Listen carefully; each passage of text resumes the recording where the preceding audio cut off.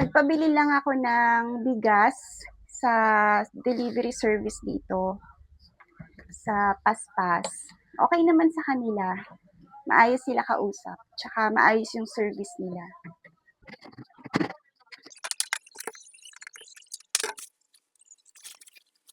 Hindi ako namimili ng maramihan na bigas.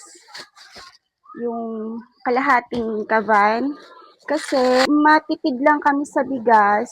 Tapos umaabot yung kalahating kaban sa amin ng 2 buwan. So, pag tumagal ng ganun, ano na siya, nagkakaroon na siya ng bukbok.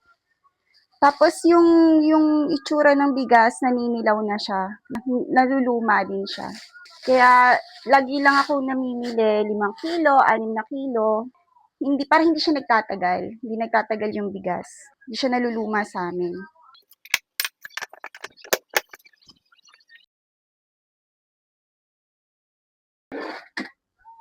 Magluluto ako ngayon ng sinigang na mamoy. Tanghalian namin at baka hanggang hapunan na rin. Kasi 2 lang naman kami kakain ng sinigang. Si Sari ang gusto, chicken curry. Kaya magluluto din ako ng chicken curry niya.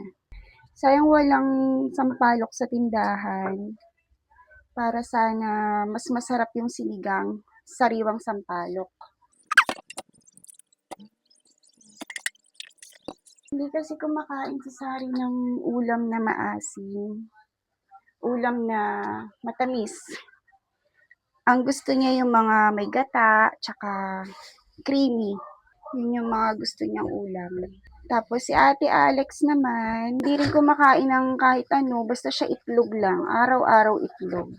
Umaga, tanghali, gabi itlog. Pero, healthy naman siya. Kami may sakit, siya wala. Hindi siya agad nahahawa sa amin. Galing ng itlog, no? Hindi nga lang siya mataba. Hindi siya sakitin. Malakas ang katawan niya. Wala lang siya mga fats. Dito kasi yung pamangkin ko, si Lindsay. Nagbabakasyon siya dito. Ano pa siya nandito eh. Nung birthday pa ni Sari, nung April 19. Magkasundo naman sila. Magkasundo din sila ni Ate Alex niya. Kaya nawiwili na rin dito sa bahay. Tsaka okay din sa akin kasi nakakausap si Sari ng tungkol sa mga trip niya. Hindi niya naman kasi masasabi sa akin yung mga trip niya eh, dahil na hindi ko gets. Siyempre, Gen Z to Gen Z. Hapon na magsigising kasi nga umaga na sila natutulog. Mga nanonood pa sa kwarto.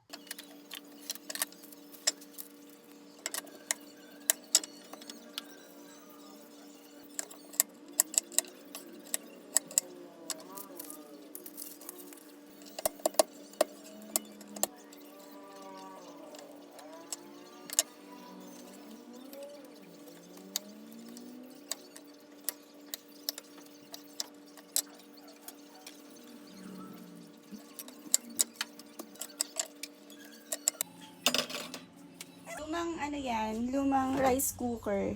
Paborito ko tong lutuan ng may sabaw. Painit na lang ako ng tubig na mainit para mabilis kumulo. At ang tagal-tagal magpakulo kapag ang daming tubig.